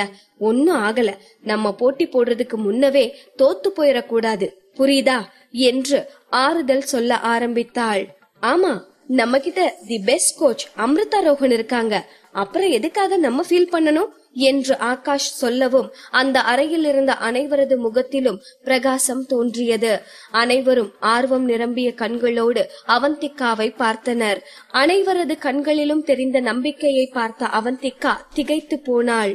கோச், பிளீஸ் இந்த ஃபைனல் மேட்ச்லயும் நீங்க விளையாடணும் பிளீஸ் என்று கெஞ்ச ஆரம்பித்தான். தன் முன்னிற்கும் ஆர்வமான முகங்களை பார்த்த அவந்திகாவால் அவர்கள் கேட்டதை மறுக்க முடியவில்லை. ஒரு நொடி மௌனத்திற்கு பின் தன் கையை பார்த்தாள். அவள் கை இன்னும் லேசான நடுக்கத்தோடுதான் இருந்தது. ஒரு பெருமூச்சு விட்டவள் பல்லை கடித்து கொண்டு, ஓகே, நான் விளையாடுறேன் என்றாள். பாகம் 300. நிலா இல்லாததால் அதற்கு பதிலாக அவந்திகா தான் விளையாட வேண்டும் என்று அனைவரும் கேட்டுக்கொண்டதால் அவந்திகா மறுக்க முடியாமல் சரி என்று சம்மதித்தாள். ஆனால் ட்ரைனிங் சென்டரை விட்டு வெளியே வந்ததும் அவந்திகாவின் முகத்தில் இருந்த புன்னகை கொஞ்சம் கொஞ்சமாக மறைய துவங்கியது. கேபில் ஏறி வீட்டிற்கு வரும்போது தனது வலது கையை பார்த்தாள். அன்று காம்படிஷன் நடந்ததிலிருந்து அவள் கை நடுங்கிக் கொண்டுதான் இருக்கிறது. அன்று விளையாடும் வேகத்தில் அவள் கையை பற்றி சிந்திக்காமல் விளையாடிவிட்டாள். ஆனால் அதன் பிறகு அவளது கை நடுக்கத்தை அவளால் கட்டுக்குள் கொண்டு வரவே இயலவில்லை. இப்போதும் தனது இடது கையை வைத்து பலமாக வலது கையை இறுக பற்றினாள். ஆனால் அந்த நடுக்கம் நின்ற பாடில்லை. இந்த கையை வைத்துக் கொண்டு எப்படி விளையாட போகிறோம் என்று அவந்திகாவிற்கு சுத்தமாக தெரியவில்லை. ஆனால் இதை பற்றி எல்லாம் அவள் டீமில் இருப்பவர்களிடம் இப்போது சொல்லவும் முடியாது. இப்போது அவந்திகாவைத்தான் அவர்கள் மலை போல நம்பி இருக்கிறார்கள். அவர்களது நம்பிக்கை மொத்தத்தையும் அவள் மேல்தான் வைத்திருக்கிறார்கள். இந்த நேரத்தில் அவளால் அவர்களது நம்பிக்கையை உடைக்க முடியாது. இப்போதைக்கு நாளை அவள் கைகளுக்கு எதுவும் ஆகாமல் நல்லபடியாக கேமை விளையாடி முடிக்க வேண்டும் என்று வேண்டிக் கொள்ள மட்டும்தான் முடிந்தது. வீட்டிற்கு சென்றதும் மேலே தனது பெட்ரூமிற்கு சென்று படுத்தவளால் நிம்மதியாக தூங்க முடியவில்லை. புரண்டு புரண்டு படுத்தவள் ஒரு கட்டத்திற்கு மேல் முடியாமல் எழுந்து அமர்ந்து தன் போனை பார்த்தாள். 2 நாட்களாக வீட்டிற்கு வராமல் ஒரு போன் கூட செய்யாமல் இருக்கும் அரவிந்த் மீது அவளுக்கு கோபம்தான். ஆனாலும் என்ன செய்ய, அவளது காதல் பித்து பிடித்த மனம் மீண்டும் மீண்டும் அந்த கல் நெஞ்சக்காரனைத்தானே தேடுகிறது. போனில் அவனது நம்பரையே 2 நிமிடம் வெறித்து பார்த்து கொண்டிருந்தவள் இறுதியாக அவனுக்கு போன் செய்தாள். ஒரே ரிங்கில் மறுபுறத்தில் போன் அட்டன் செய்யப்பட்டது. ஒரே ரிங்கில் போனை அட்டன் செய்யும் அளவிற்கு அவள் அழைப்பிற்காக அவ்வளவு ஏங்கி காத்திருக்கிறான் என்றால் அவனே அவளுக்கு போன் செய்வதிலும் நேராக வந்து பார்ப்பதிலும் என்ன பிரச்சனை இருந்துவிட போகிறது என்றுதான் அவந்திகாவிற்கு புரியவில்லை. நன்றாக அவனை திட்ட வேண்டும் என்றுதான் அவந்திகா போன் செய்தாள். ஆனால் ஹலோ என்று அவனது குரல் கேட்டதுமே அவளுக்கு உடைந்து அழத் தோன்றியது. இந்த காதல்தான் எவ்வளவு பைத்தியக்காரத்தனமானது. கோபத்தையும் சோகத்தையும் கூட வெளிப்படுத்த விடாமல் இடையில் புகுந்து கோமாளி போல் விளையாட்டு காட்டிக் கொண்டிருக்கிறது. கண்ணீரை கட்டுப்படுத்திக் கொண்டு நான் தான் பேசுறேன் என்றாள். மறுபுறம் ஒரு நொடி அமைதிக்கு பின் தெரியும் என்று பதில் வந்தது. நேற்று அவள்தான் தியா என்று சொன்ன பிறகு இருவரும் இதுவரை ஒரு வார்த்தை கூட பேசிக்கொள்ளவில்லை. இப்போது என்ன பேசுவது, எதற்காக போன் செய்தேன் என்று கூட அவந்திகா மறந்திருந்தாள். ஓகே, போனை கட் செய்யலாம் என்று அவந்திகா நினைக்கும் நேரம், நம்ம ட்ரைனிங் சென்டர்ல எதுவும் பிரச்சனையா என்று மௌனத்தை உடைத்து பேசினான் அரவிந்த். இதை கேட்டதும் அதிர்ந்து போன அவந்திகா, உங்களுக்கு எப்படி தெரியும் என்று அதிர்ச்சியாக கேட்க அதற்கு எதுவும் பதில் சொல்லாதவன், நாளைக்கு கிராண்ட் ஃபைனல்ஸ் இருக்குதானே என்று பதில் கேள்வி கேட்டான். அரவிந்திற்கு எப்படி தெரியும் என்று கேட்பது முட்டாள்தனம்தான். அவன் இங்கு இருந்தாலும் இல்லை என்றாலும் அவனுக்கு அனைத்தும் தெரிந்திருக்கும் தான் என்று நினைத்து கொண்ட அவந்திகா நிலாவிற்கு நடந்தது குறித்து அனைத்தையும் சுருக்கமாக அவனிடம் சொன்னாள். அரவிந்த் எதுவும் பேசாமல் பொறுமையாக கேட்டுக்கொண்டிருக்க, இப்ப நிலா எங்க இருக்கான்னு எங்க யாருக்கும் தெரியாது. அவளோட வீடு எங்க இருக்குன்னு தெரியாது. அப்படியே அவ வீட்டை தேடி கண்டுபிடிச்சு போனாலும் அங்க அவங்க வீட்டு ஆளுங்க என்ன நிலைமையில இருக்காங்கன்னு தெரியல. நாளைக்கு கேம் ஸ்டார்ட் ஆகுறதுக்கு முன்ன நிலா வரலனா அவளுக்கு பதிலா நான் தான் கேம் விளையாடணும் என்று சொல்லி முடித்தாள் அவந்திகா. இப்போதும் அரவிந்த் எந்த பதிலும் பேசாமல் இருக்கவும், நாளைக்கு நீங்க வருவீங்க தானே என்று ஒரு சிறு தயக்கத்தோடு கேட்டவள் ஆர்வமாக அவனது பதிலுக்காக காத்திருந்தாள். 8 வருடத்திற்கு முன்னர் எப்போது அவந்திகா ஒரு காம்படிஷனில் விளையாடினாலும் இப்படித்தான், ராஜன் நாளைக்கு நீ காம்படிஷனுக்கு வருவதானே என்பாள். அது என்னவோ தெரியவில்லை, அவனது அருகாமையே அவளுக்கு யானை பலம் இருப்பது போல் ஒரு உணர்வை கொடுக்கும். சில நேரங்களில் நம்மை நேசிக்கும் நெஞ்சங்களுக்கு நாம் என்ன செய்கிறோம் என்பது முக்கியமில்லை, நாம் அருகில் இருக்கிறோம் என்பதே அவர்களுக்கு போதுமானதாக இருக்கும். தனக்காக தன்னோடு ஒருவர் இருக்கிறார் என்ற எண்ணம் கொடுக்கும் பலம் இருக்கிறதே, இந்த உலகத்தில் எந்த ஒரு ஊக்கம் மருந்தாலும் கொடுக்க முடியாத சக்தி நம்மவர்கள் நம்மோடு இருக்கும் போது கிடைக்கும். ஒரு நீண்ட அமைதிக்கு பின், நான் இங்க ஷூட்டிங்காக டெல்லி வந்துட்டேன் என்று அரவிந்த் சொன்னதும் அவந்திகாவின் மகிழ்ச்சி நொடியில் சுக்கு நூறாக நொறுங்கியது. டெல்லியா? டெல்லிக்கு எப்ப போனீங்க என்று உடைந்த குரலில் அவள் கேட்கவும், நேத்தே வந்துட்டேன், ரொம்ப நாளா ஷூட்டிங் டிலே ஆகிட்டே இருந்துச்சு, அதான் என்று அரவிந்த் எவ்வளவுதான் சமாளித்தாலும் இங்கு அவந்திகாவின் காதில் அது எதுவும் விழவில்லை. நாளை அவளுடைய ராஜன் அவள் விளையாடுவதை பார்க்க வரமாட்டான் என்ற ஏமாற்றமே அவள் தொண்டையை அடைத்தது. போனில் அவளது கண்ணீர் தெரியாது என்றாலும் அவள் குரலே அதை காட்டிக் கொடுக்கும்படியாகத்தான் இருந்தது.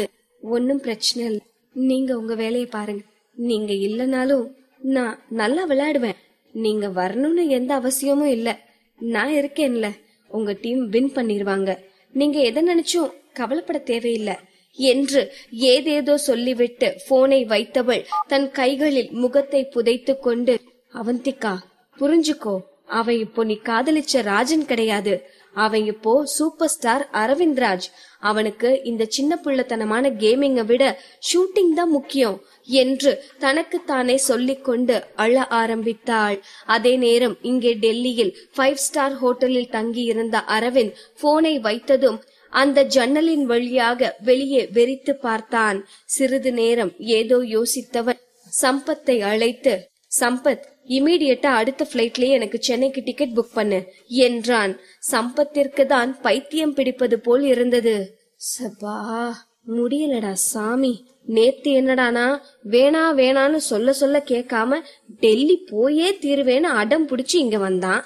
இங்க வந்து ஒரு நாள் கூட முழுசா ஆகல, அதுக்குள்ள திரும்ப சென்னை போகணுங்கிறான் என்று தன் மனதிற்குள்ளேயே நொந்து கொண்டவன், சார் இப்பதான் உங்க உடம்பு சரியாகிருக்கு, நேத்து தான் நம்ம சென்னையில இருந்து டெல்லி வந்தோம், திரும்ப இங்க இருந்து அங்க போனா ரொம்ப அலைச்சல், இப்படி டிராவல் பண்ணிட்டே இருந்தா உங்க ஹெல்த்துக்கு என்று அவன் பேசிக்கொண்டிருக்கும் போதே, சம்பத் டிக்கெட் புக் பண்ணுன்னு சொன்னேன், அவ்வளவுதான் என்று அரவிந்த் ஒரு சத்தம் விடவும், இதோ இதோ அவ்வளவுதான் சார், புக் பண்ணிட்டேன் என்று சொன்ன சம்பத் வேகமாக அங்கிருந்து எஸ்கேப் ஆகி ஓடினான். மறுநாள் காலை எப்போதையும் விட வெகு சீக்கிரமாகவே வந்து விட்டதாக தோன்றியது அவந்திகாவிற்கு.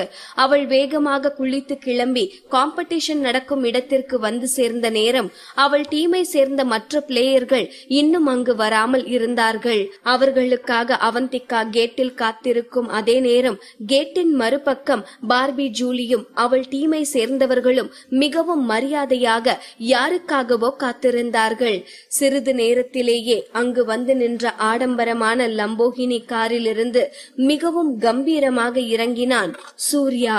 வேகமாக அவன் அருகே ஓடி சென்ற பார்பி ஜூலி, மிஸ்டர் சூர்யா வந்துட்டீங்களா?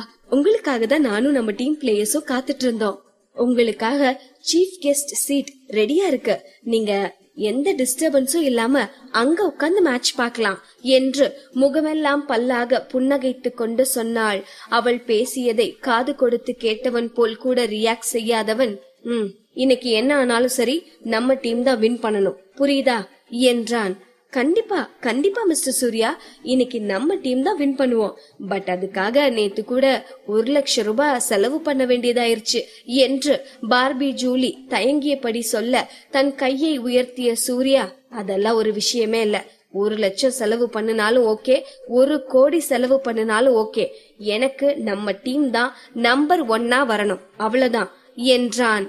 இதை கேட்டு கொஞ்சம் கர்வமாக நிமிர்ந்து நின்ற பார்பி ஜூலி, அதெல்லாம் நம்ம டீம் தான் நம்பர் 1 வருவாங்க மிஸ்டர் சூர்யா என்றாள். அந்த அரங்கை சுற்றி முற்றி ஒரு முறை பார்த்த சூர்யா, இந்த தியா வந்துட்டாளா இல்லையான்னு தெரியலையே என்று நினைத்து கொண்டே அவன் போனை எடுக்க அவனுக்கு சற்று தூரத்தில் நின்று கொண்டிருந்தாள் அவந்திகா. அதை பார்த்தவனின் கண்களில் ஹார்ட் தெறிக்க ஆரம்பித்தது. பார்பி ஜூலியை பார்த்து பாய் என்பது போல் கை அசைத்தவன், நீங்க முன்ன போங்க, எனக்கு கொஞ்சம் ஒர்க் இருக்கு, நான் வரேன் என்று சொல்லிவிட்டு அவந்திகா இருக்கும் இடத்திற்கு வந்தான். அவந்திகா அவளது டீம் பிளேயர்களை எதிர்பார்த்து காத்து கொண்டிருக்க அந்த நேரம் சட்டென ஓய் தியா என்று அவள் பின்புறம் இருந்து சத்தம் கேட்கவும் அதிர்ந்து போய் திரும்பி பார்த்தாள். அவளை நோக்கி குதூகலமாக ஓடி வந்த சூர்யா, ஓய் தியா, இங்க என்ன பண்ணிட்டு இருக்க? உள்ள போகலையா?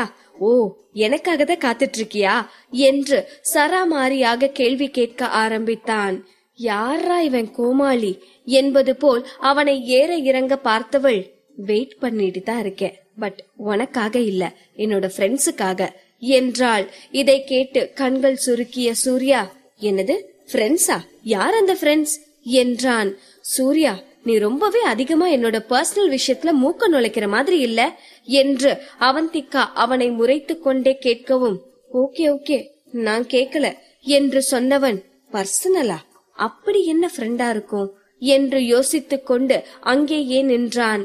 அவந்திகா பார்க்கும் திசையிலேயே பார்த்து கொண்டு நின்றவனுக்கு அங்கு வரும் ஒவ்வொருவரை பார்த்த போதும், ஒருவேளை இதுதான் தியா சொன்ன அந்த பர்சனல் ஃப்ரெண்டா இருக்குமோ என்று அங்கு வருபவனின் முகத்தை பார்ப்பது, அவந்திகாவின் முக பாவனையை பார்ப்பது என்று உண்மையிலேயே கோமாளித்தனம் செய்து கொண்டுதான் நின்றான். அவன் செயல்களை பார்த்த அவந்திகாவிற்கு சிரிப்பு சிரிப்பாக வந்தது. ஆனால் அவனிடம் எதுவும் பேசாமல் அமைதியாக நின்று கொண்டிருந்தாள். ஆனால் அங்கு அவளுடன் நிற்பது ஒன்றும் அரவிந்த் கிடையாதே, சூர்யா ஆயிற்றே. எப்படி அவனால் எதுவும் பேசாமல் அமைதியாக நிற்க முடியும்? ஹே தியா, நீ ஃபைனல்ஸ்க்கு வந்திருக்கேனா? அப்போ ஆரம்பத்துல இருந்து இந்த காம்படிஷனை ஃபாலோ பண்ணிருக்கேன்னு தானே அர்த்தம். சொல்லு, உனக்கு எந்த டீம் ரொம்ப பிடிக்கும் என்றான். அவந்திகா ஏதோ பதில் சொல்ல வர அதற்குள் முந்திக் கொண்டவன், எனக்கு தெரிஞ்சு கிங்ஸ் டீம் தான் அதிக திறமசாலிங்கன்னு நினைக்கிறேன். ஆரம்பத்துல இருந்தே அவங்கதான் ரொம்ப நல்லா விளையாடிட்டு வராங்க. இதுவரை யாராலையும் அவங்கள தோக்கடிக்கவே முடியல. அவங்கதான் எல்லாரையும் தோக்கடிச்சிட்டு இருக்காங்க என்று தனது டீமை குறித்து தம்பட்டம் அடித்துக் கொள்ள ஆரம்பித்தான். அவந்திகா ஒரு வார்த்தை கூட பேசவில்லை. அவள் கோபம் அவளது முகத்தில் தெளிவாக தெரிந்தது. பல்லை கடித்து கொண்டவள், சூர்யா, இந்த ஆர்டி டீமை பத்தி நீ என்ன நினைக்கிற என்றாள். இதை கேட்டதும் உதட்டை சுளித்த சூர்யா, என்ன கேள்வி இது தியா? உனக்கே தெரியலையா அந்த ஆர்டி டீம் ஆரம்பத்துல இருந்து எவ்வளவு மோசமா விளையாடிட்டு இருக்காங்கன்னு? கண்டிப்பா இப்போ அவங்க ஜெயிக்கிறதுக்கு வாய்ப்பே இல்ல என்று சூர்யா சொன்னதும் அவந்திகாவின் முகம் அப்படியே வாடி போனது. ச்சே, இந்த சூர்யா இருக்கானே, என்னை எவ்வளவு கோபப்படுத்த முடியுமோ அவ்வளவு கோபப்படுத்துறான் என்று நினைத்த அவந்திகா, சூர்யா, வாய் இருக்கு, நீ பாட்டுக்கு ஓவரா பேசிட்டு இருக்காத, இன்னும் கேம் முடியல, புரியுதா? கேம் முடிஞ்சாதான் யாரு ஜெயிப்பாங்கன்னு தெரியும் என்றாள். அவந்திகாவின் இந்த வார்த்தைகளுக்கு பிறகுதான் அவள் கோபமாக இருக்கிறாள் என்பதே சூர்யாவிற்கு புரிந்தது. ஆனால் அது ஏன் என்று அவனுக்கு சுத்தமாக தெரியவில்லை. அவன் ஒன்றும் இல்லாததையும் பொல்லாததையும் சொல்லிவிடவில்லை. இப்போது வரை காம்படிஷன் நிலவரம் இப்படித்தான் இருக்கிறது, அதைத்தான் சொன்னான். ஆனால் இதற்கு ஏன் அவந்திகா கோபப்படுகிறாள் என்று யோசித்தவன் அந்த பேச்சை மாற்ற விரும்பி, தியா, என்கிட்ட விஐபி டிக்கெட் இருக்கு, இருக்கிறதுலயே பெஸ்டான இடத்துல உட்கார்ந்து மேட்ச் பார்க்கலாம், நீ என் கூட உட்கார்ந்து மேட்ச் பாக்குறியா என்று கேட்டான். தேவையில்லை என்று அவன் முகத்தில் அரைந்தது போல் சொன்னவள் அதற்கு மேல் அவன் பேசுவதை கேட்டுக்கொண்டு அங்கு நிற்காமல் வேகமாக திரும்பி உள்ளே சென்றாள். சூர்யாவும் அவந்திகாவின் நிராகரிப்பிற்கெல்லாம் கொஞ்சம் கூட டயர்ட் ஆகாமல் அவள் பின்னாலேயே உள்ளே வந்து, அவந்திகா, நீ எங்க உட்கார்ந்திருப்ப? உன்னோட சீட் எங்க இருக்கு என்றான்.